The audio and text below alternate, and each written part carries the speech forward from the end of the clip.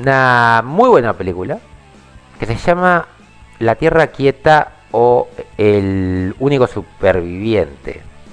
Como les decía, es una película muy de su época, pero es una película extraña, ciencia ficción pura y dura, pero pura y dura. Pero capaz que este actor ustedes lo reconocen. Este es el actor protagonista, ¿no? Básicamente trata de un hombre que se despierta un día, está desnudo sobre su cama. Te empiezan con una imagen del sol, de repente aparecen unas luces muy de los, sí, de los 70 más que nada. Y este hombre encuentra de que no hay nadie, básicamente no hay nadie para que lo atienda, sale, recorre la ciudad y se empieza a dar cuenta que está solo y que no hay absolutamente nadie en la ciudad. Este hombre es un científico que está trabajando en un proyecto. Básicamente este científico experimenta con una fuente de energía que es una especie de... quiere hacer un cinturón de fuerza cuántico para rodear el planeta Tierra.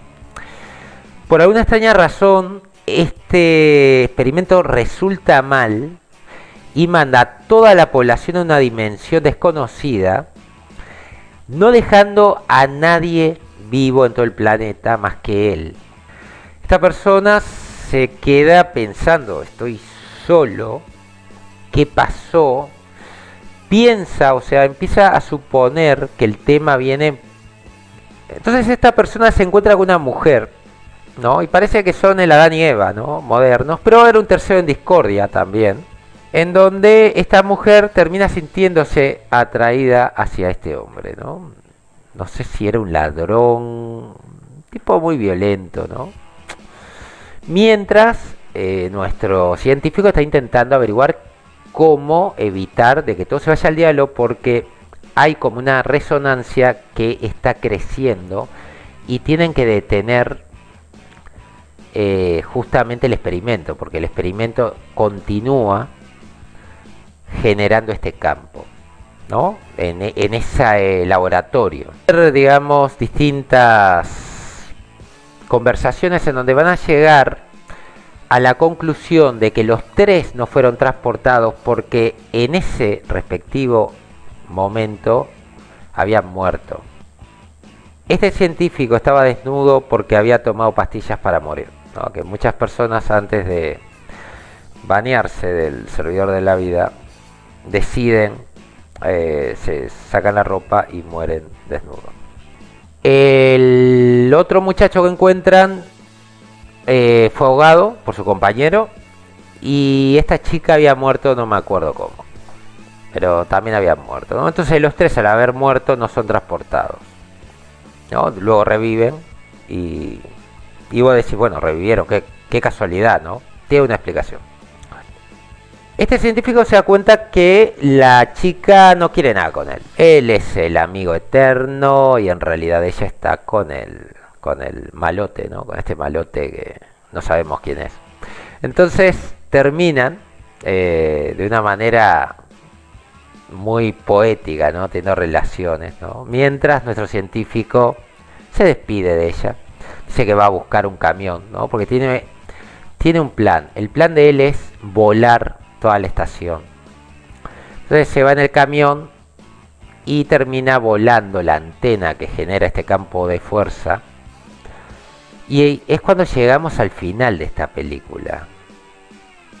Y el final te deja totalmente torcido.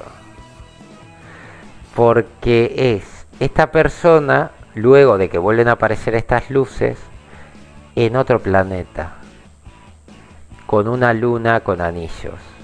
Y él mirando, fue transportado. Y no sabes qué pasó con estos otros dos.